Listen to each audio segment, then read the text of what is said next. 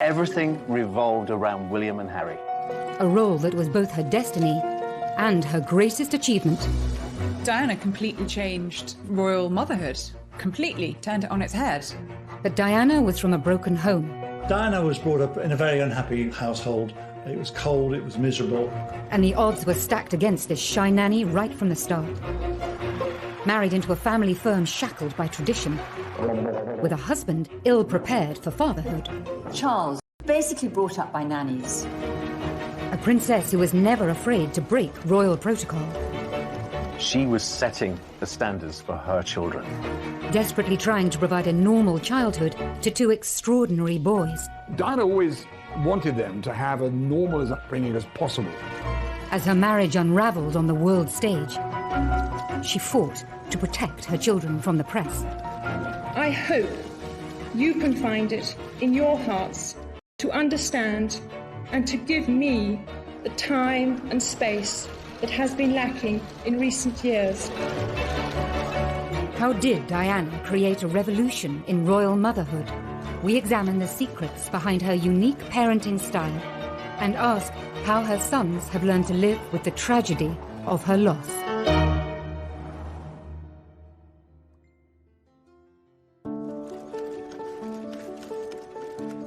She adored her boys. She'd come in the door and she'd say, "Where are my boys? What are my boys doing?" Princes William and Harry were the centre of their mother's world. Her approach to motherhood was completely different to anything we'd ever seen before. She put motherhood first and foremost. Motherhood for Diana was her principal purpose on earth. I mean, she considered raising William and Harry as her number one task. Being the Princess of Wales was a secondary option. Today, her boys have followed in their mother's footsteps, becoming devoted, hands-on parents. Diana was an earth mother, really. And from the start, she was determined to keep them as close as she possibly could to her. And she wanted to show that they were loved. I mean, she said, "I'm going to shower them with love and cuddles and hugs," because I didn't get that when I was a child. But the devotion that Diana displayed to William and Harry was in stark contrast to her own childhood. Diana felt, age 6, that she was unloved and unwanted. And those are feelings that she took into her adult life, and feelings that I think never left her. Diana was from a very aristocratic family, the Spencers, but her parents had a very acrimonious divorce. One of Diana's most vivid memories was hearing her mother. She was profoundly affected by that memory. She wanted to ensure that she and Charles gave William and Harry the kind of upbringing that she felt she was deprived of by not having a mother around for such a large chunk of her life. She herself had not felt loved in the very peculiar circumstances in which she was brought up, with Rain Spencer, the new wife of Earl Spencer, whom she described as acid rain, and a whole lot of nannies who were very unsympathetic. Diana's late teenage years followed the path of many girls of her social status and background. Diana was a quintessential Sloane Ranger, the kind of girls who wore flat shoes and long skirts. They came from a certain class and had a certain style, and she was a perfect example of that. It was no surprise that one of Diana's first jobs was working as a nanny for an American family in London. I think girls like Diana are programmed to become mothers. She went to a boarding school that was not particularly academic. Girls were not expected to have great careers. I don't think she was at the forefront of the feminist movement. By 1980, she had her first full-time job as a nursery teacher's assistant in Pimlico. I wanted to teach children. They said, "Why not come along?" So I first started off doing afternoons, and then I took over the mornings and did whole days. Can I ask you if it was your own childhood particularly? Oh, yes. What? Did that prompt you into wanting to do it? I just love children. She was always happy and outgoing, showed a great sense of humour, and was very relaxed with the children. From the minute she walked in, you could tell that she had a really genuine love for young children, particularly the very small ones. And anyone who arrives with a baby, you could guarantee that she would be there to feel the baby. Then, that summer, she attended a polo match and caught the eye of a future King of England. When Charles first met Diana, She had seemed to be absolutely perfect. She seemed to love the countryside. She was a funny, easy, carefree girl who seemed to love Charles, love everything that he loved, and just be simple, uncomplicated. Their romance blossomed over sailing weekends at Cowes and a visit to Balmoral.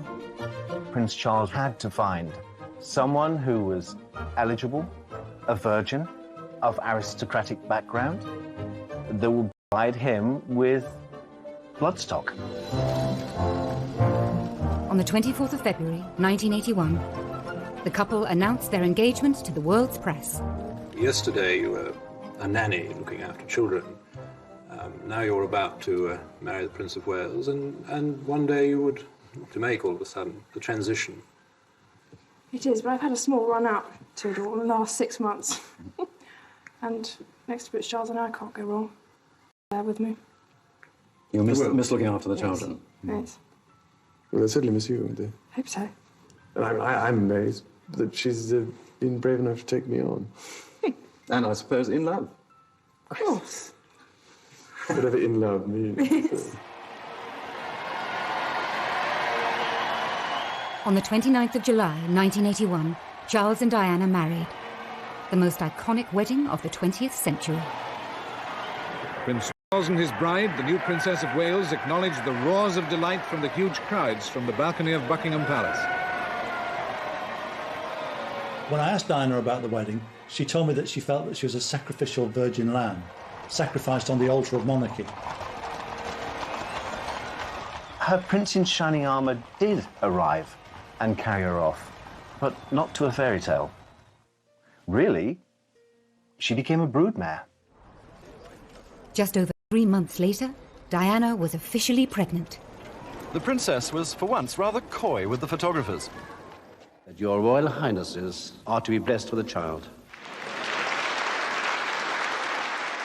As soon as Diana became pregnant, she really did come into her own, because she always wanted to be a mother.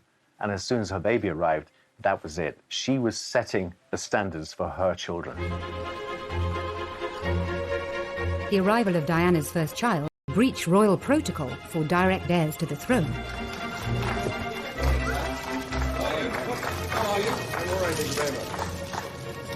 Diana was the first to give birth in a hospital. That was unusual at the time. But this was the beginning of change within the royal family. I mean, Diana, from the start, was doing things in her own way, and that was a different way. The Queen. It was the moment the crowd were waiting for. He smiled and waved to them. They cheered back. The Queen had given birth at Buckingham Palace, and that was considered the norm in those days. This was a surprise for the royal family when the royal surgeon was told that he wasn't to deliver the baby, and someone else would. 1-0 to Diana. Diana had broken the rules and won. But she was soon to discover that being a royal mother would become a series of battles that would ultimately end in all-out war.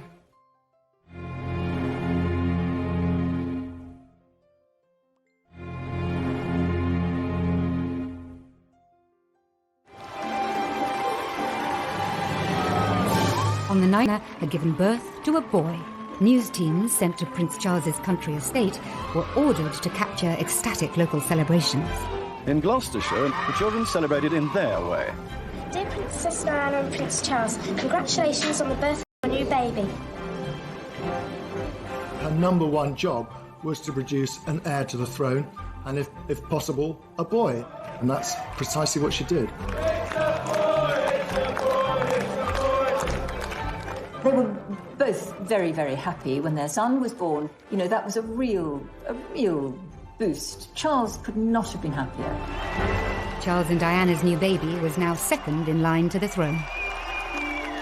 They have been saying, well done, Charlie, let's have another one. On the programme of events. Bloody hell, give us a chance. Have you thought of a name yet, sir? Have you thought of a name yet? No, we thought of one or two, Is the but princess well? Any bit of an argument about it.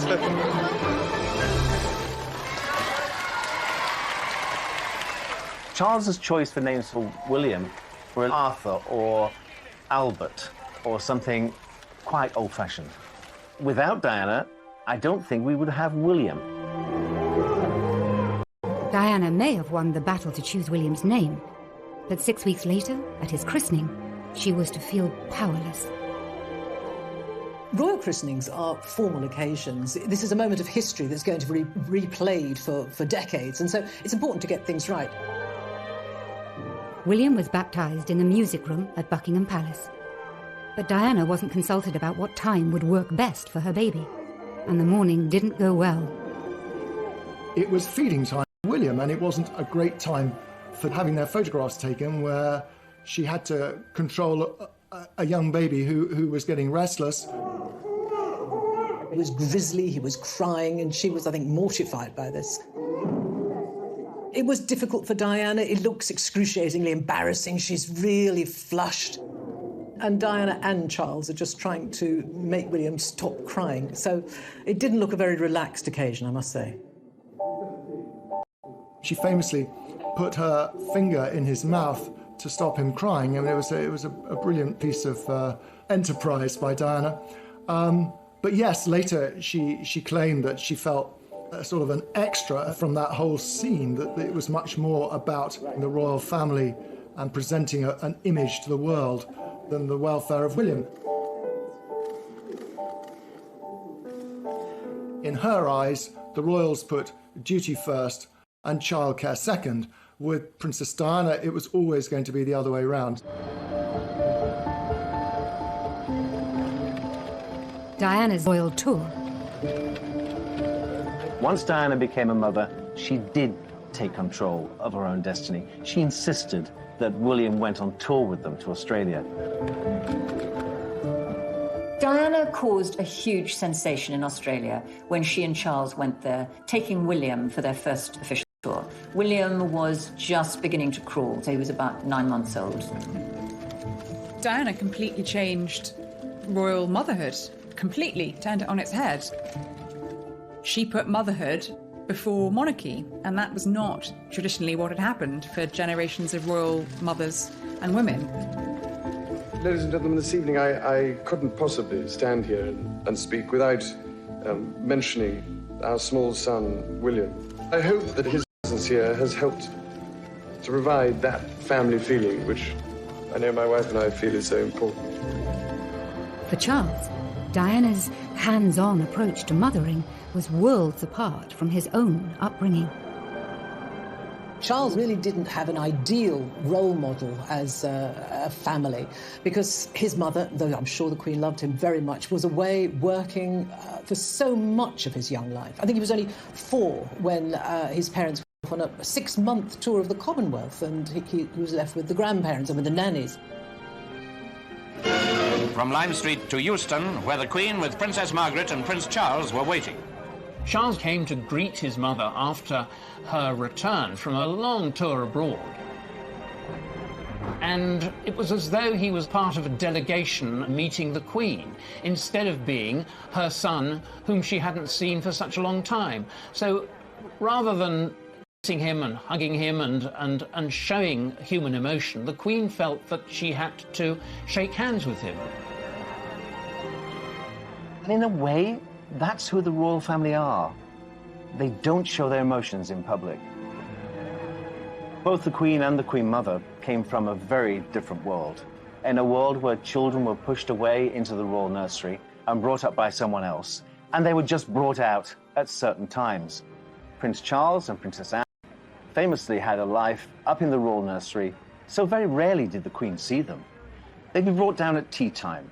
A tartan rug will be spread on the floor with a few toys, and children are placed very nicely so that Granny can have 5 minutes with them.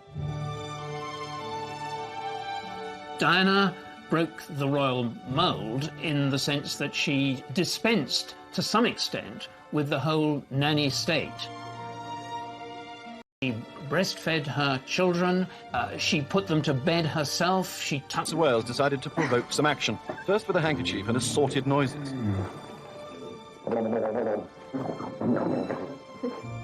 Charles was keen to demonstrate his desire to be a domesticated dad. In the early days, Diana and Charles really enjoyed things like bath time with William. And Diana admired the fact that Prince Charles spent a lot of time with his son. Charles understood the need to love. He did love. He understood the need to be secure. But again, I just don't think he didn't have the role models. I think it was Charles especially saying he handled it well.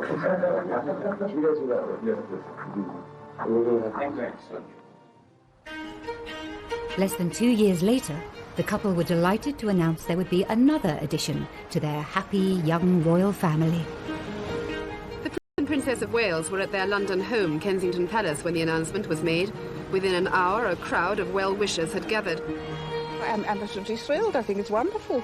She ought to have 6 or 8. You think so? Yes. Well, she said she wanted a large family. She's a good mother, and they can afford it. And lovely, what could be nicer?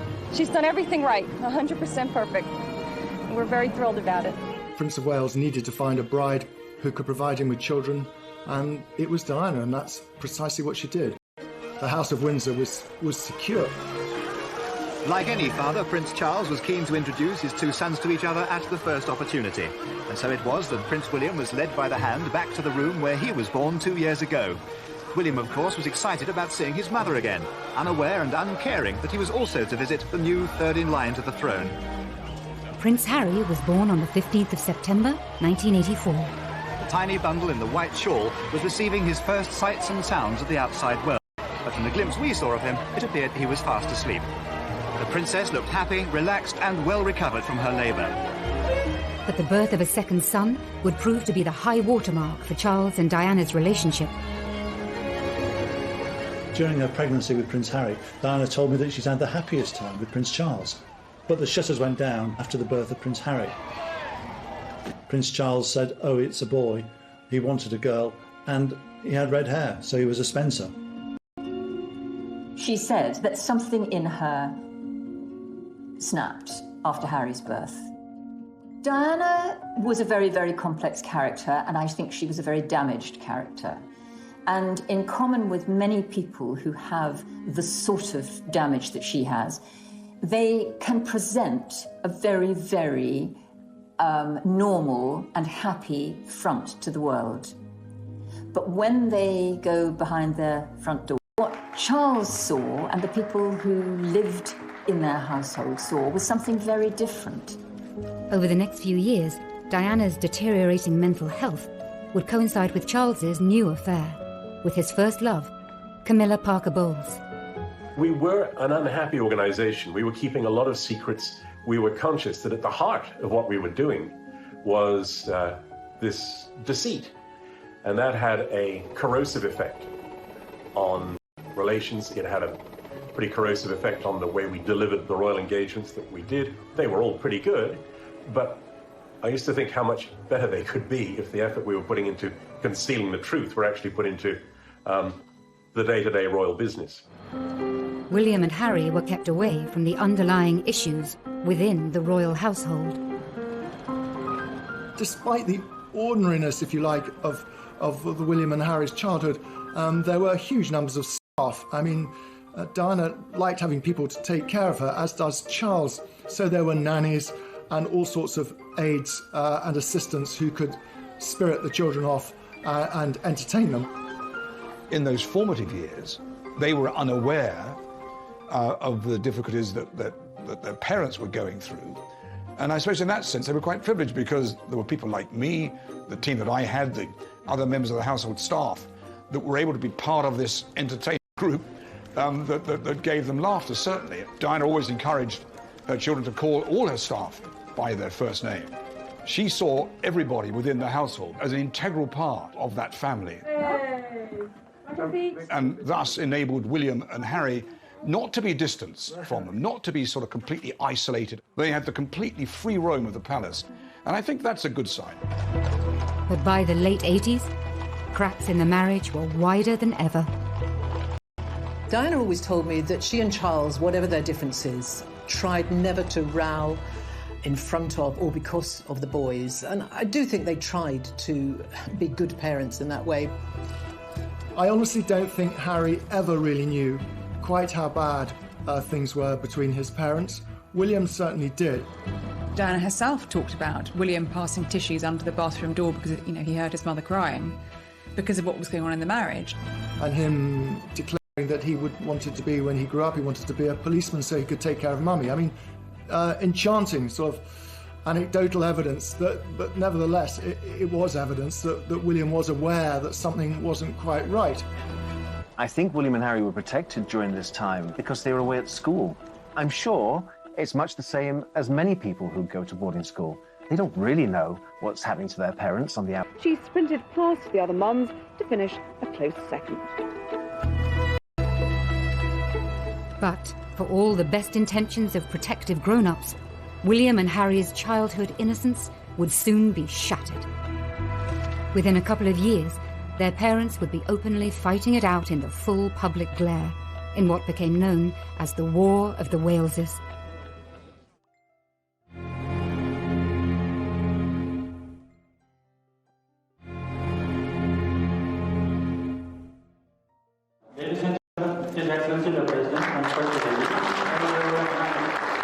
In 1992, Charles and Diana toured India and Korea. It proved to be a PR disaster. Diana appeared to be reveling in revealing the cracks in her marriage, with missed kisses, isolated photo calls, and moments of misery. In the UK, a series of newspaper stories had created a tabloid feeding frenzy. The scene is now set for a major circulation war between the tabloid newspapers. At the very centre, once again, the private lives of the Prince and Princess of Wales. Now the boys were older, more aware.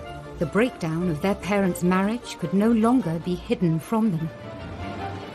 It was very difficult for William and Harry to have to listen to their parents' marriage disintegrating in public. It must have been a nightmare for them.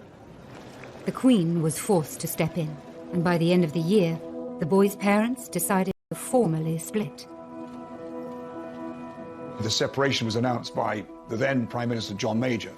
It was a very defining moment for the entire world to see. It is announced from Buckingham Palace that, with regret, the Prince and Princess of Wales have decided to separate. Their Royal Highnesses have no plans to divorce, and their constitutional positions are unaffected. This decision has been reached amicably, and they will both continue to participate fully in the upbringing of their children. I think the boys were very unhappy and sad when they separated, but they knew it was coming. I mean, Diana told them, and Charles spoke to them too, about what was going to happen. So during the week, the boys would still be in their same bedrooms at Kensington Palace, and every weekend they would then go to Highgrove for the weekend anyway, and that sort of routine carried on. And at one stage, one of the boys said to Diana, actually they were now getting double everything because they got 2 holidays, 2 skiing holidays, 2 summer holidays. And of course they were sad, but William certainly realised that his parents just no longer could live under the same roof. I think Harry said he didn't see enough of either of his parents because they were constantly shuttling between the two as the separation happened. They both saw a lot of things that a lot of young children aren't. Public and private pain that her boys were exposed to. Diana then made a shock announcement, inspired in part by her desire to give more time to her children, away from the spotlight. When I started my public life 12 years ago, I understood the media might be interested in what I did. Clearly, Diana had snapped at that point, feeling that the media were intruding on her privacy, but more importantly, on the privacy of her children. But I was not aware of how overwhelming that attention would become, in a manner that's been hard to bear. She felt if she retired from public life, it would give her breathing space. Time to be with William and Harry, time to repair her relationship with them. I hope you can find it in your hearts to understand and to give me the time and space that has been lacking in recent years. Of course, her focus was going to be very much on the boys. I mean, I think she wanted to be around more to perhaps to talk to them, to help them if they wanted it, to discuss their lives. My first priority will continue to be our children, William and Harry, who deserve as much love and care and attention as I am able to give, as well as an appreciation of the tradition into which they were born. A month after her separation from their father, Diana treated William and Harry to a surprise holiday on a remote Caribbean island. We arrived on the island of Nevis, free of the press for 2 days. She was there with 2 friends of hers that had their children. She'd sort of, picked up 2 roaming children within the hotel and said, come and play with my sons. They were the same age group. She became the sort of the Pied Piper of Nevis for a while, just gathering in these people from this small plantation inn. I've always said that this holiday with Diana's friends was probably one of the best holidays that she'd actually had. This is a rare glimpse of the real Diana, seen here with 8-year-old Harry, now removed from the restraints of royal protocol and hidden from the gaze of the press. Diana is free to be the fun-loving, hands-on mum. This was a new chapter for Diana as a mother. She and Charles were now modern co-parents, sharing the duty of raising their sons. They got very used very quickly to having these 2 lives, one life with Diana and one with Charles. But of course they were as devoted holidays, and they loved being with the rest of the royal family and doing all those things they did. Now that she was on her own, Diana sometimes treated William and Harry more like confidants than sons. She treated them as equals. And in many ways, they were adults before they should have been. Because of the trauma they've been through in their lifetime, they grew up very quickly. Diana was a very, very loving mother. There is no doubt about that. But I do think that she perhaps shared too much of her personal problems with them. They were children, and I think it's very difficult for a child to see a parent's raw emotions. William once very shrewdly observed about being with Diana that there's always a crisis with Mummy and things are much calmer with Papa. Yet there was one area of her life that Diana was determined to keep private from her sons. I think Diana would have trodden very carefully when she was introducing new men into the boys' lives. I think that was always uppermost in her mind. And I think many of her relationships were secret. She tended to conduct these relationships when the boys were away at school. She was very conscious that it would be difficult for William and Harry if there was a strange man around the house. And that actually didn't happen very often. 1 or 2 called in when the boys were there, but she treated it in a fairly light-hearted way, and the children didn't get confused by it. But when a new woman came into her sons' lives, Diana was anything but light-hearted. In 1993, Charles hired Tiggy Legg Burke as a nanny to the boys. The relationship between former royal nanny Alexandra Legg Burke, or Tiggy as she's better known, and the Princess of Wales has been the source of much speculation ever since she first appeared in royal circles. Diana was said to have resented her high-profile role as Girl Friday and mother figure to Princes William and Harry. Diana accused Legg Burke of falling pregnant with Charles's child, and was furious with the nanny for allegedly smoking constantly in front of the boys. Diana let it be known in no uncertain terms that she was extremely jealous, and she became vindictive about Tiggy Legg Burke, who became a central figure in the boys' lives after the separation. They really got on so well with Tiggy. But for Diana, it must have been hard. She knew that they were out and about enjoying themselves, hugging, sharing with another woman. A possessive Diana was determined to keep her boys in Kensington Palace, as close to her as possible. When it comes to Gordonston in Scotland, insisting on nearby Eton instead. That schooling gave William the opportunity to spend time with his schoolmates at their home, and, virtually every other day that during term time, his schoolmates were invited back to Kensington Palace. Eton is the perfect choice of school for a royal child, really, because the Queen at Windsor Castle is just across the river, and William and Harry did both go and visit the Queen and their grandfather and have tea with them, or they knew people. They were comfortable there. It was the right choice, I think. But just as life seemed to be settling for the boys, a new round of public warfare broke out between their parents. Then there were the television programmes. This time, the headlines were of their own making and took the War of the Waleses to a whole new level. First, Charles was interrogated into confessing his infidelity by Jonathan Dimbleby on ITV. Did you try to be faithful and honourable to your wife when you took on the vow of marriage? Yes, absolutely. And you were? Yes.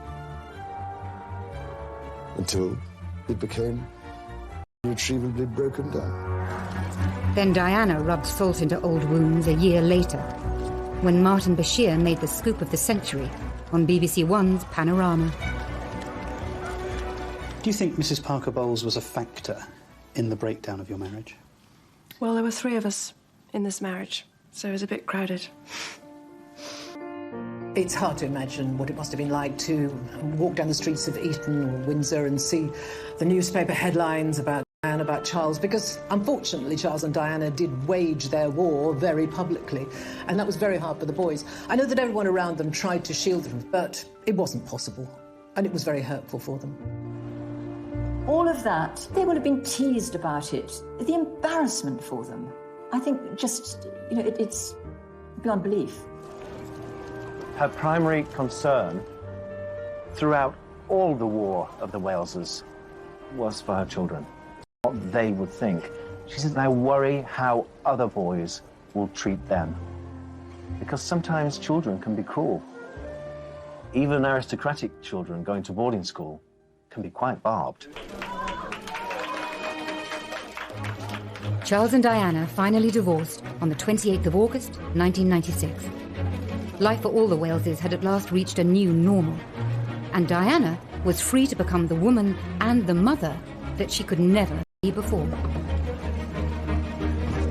I think she began to put her life together again. She then felt, OK, I'm my own woman, I'm going to get on with it, I'm going to do things my way, and if I'm not representing the royal family, I'm going to represent the very best of me, and I know what I'm good at. I'm good at giving tender, loving care. But just 1 year later, almost to the day of the divorce papers coming through, William and Harry's lives would once more be thrown into turmoil and total tragedy.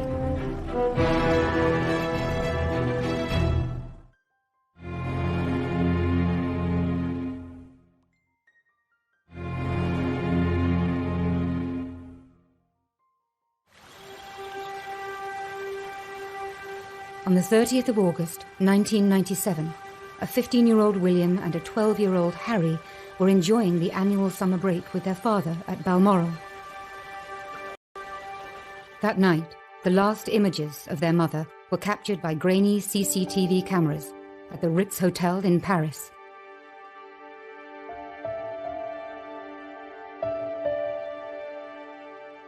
Imagine what it's like being a fairly young boy and your mother dies very, very suddenly, very, very dramatically. You are in one part of the world, up in Scotland. I think both of them felt it was really strange that literally millions and millions and millions of people around the world were commentating and expressing their view on what they should be feeling and how they should be reacting to that. I don't think this public spectacle of 2 hugely damaged, hurting young boys walking behind their mother's coffin, I don't think it helped anyone. I cannot think that she wanted her boys to go through that ordeal, that trauma. Remember, these 2 boys are very different boys. One inspired by duty, who knew it was his duty to walk behind his mother's coffin, and the other, not. Harry never wanted to walk behind his mother's coffin.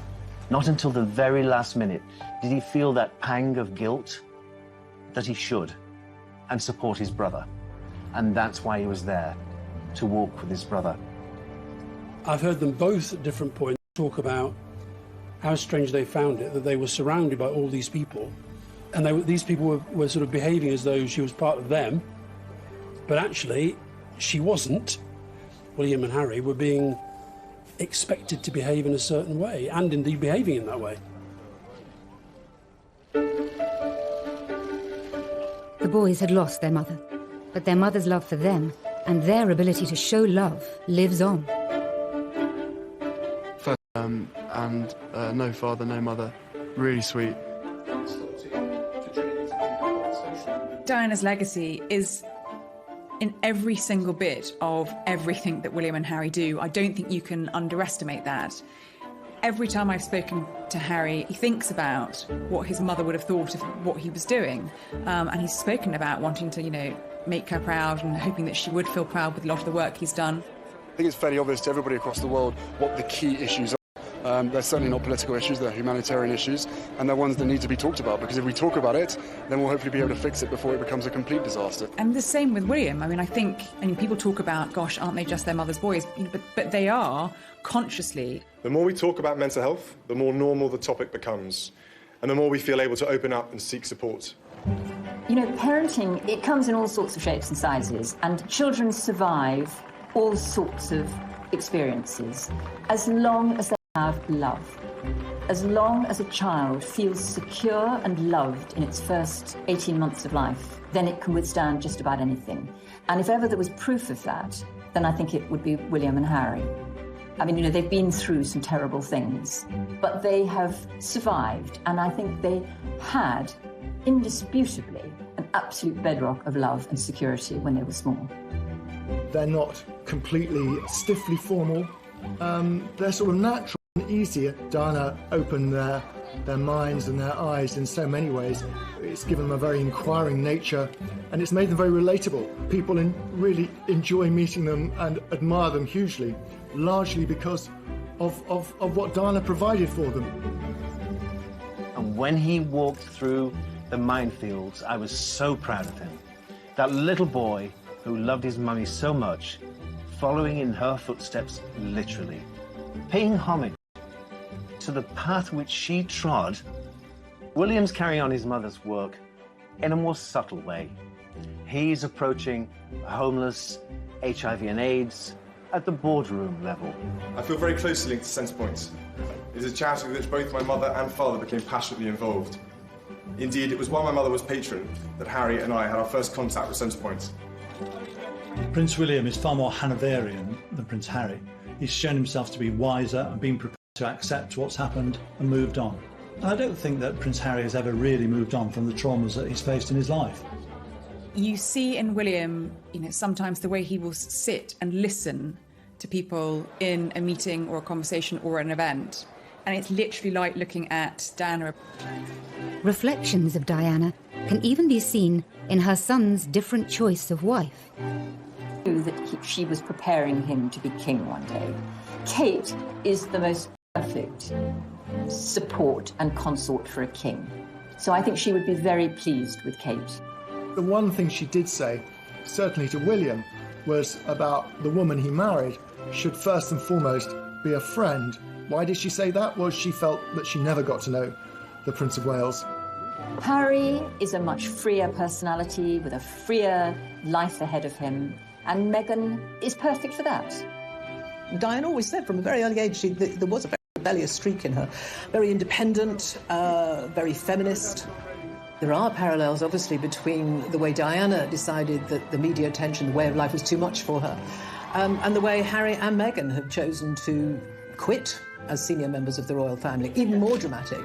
And I think that Harry is replicating his mother's footsteps there and saying that it isn't the way of life for me. I think Meghan is the one who has possibly taken an objective view and given Harry a way out that he was looking for before Meghan, but hadn't conceived possible.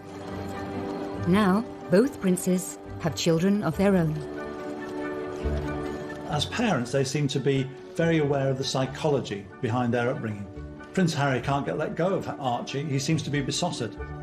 It's ironic, isn't it, that Princess Diana, who had a troubled childhood, and Prince Charles, who's complained of distant parenting, have brought up two kids, William and Harry, who are both triumphs of parenting. I think girls like Diana are programmed to become mothers. She went to a boarding school that was not particularly academic. Girls were not expected to have great careers. I don't think she was at the forefront of the feminist movement. By 1980, she had her first full-time job as a nursery teacher's assistant in Pimlico. I wanted to teach children. They said, why not come along? So I first started off doing afternoons, and then I took over the mornings and did whole days. Can I ask you, was your own childhood particularly good one? Oh, yes. It was. Did that prompt you into wanting to do it? I just love children. She was always happy and outgoing, showed a great sense of humour, and was very relaxed with the children. From the minute she walked in, you could tell that she had a really genuine love for young children, particularly the very small ones. And anyone who arrives with a baby, you could guarantee that she would be there to feel the baby. Then, that summer, she attended a polo match and caught the eye of a future King of England. When Charles first met Diana, she had seemed to be absolutely perfect.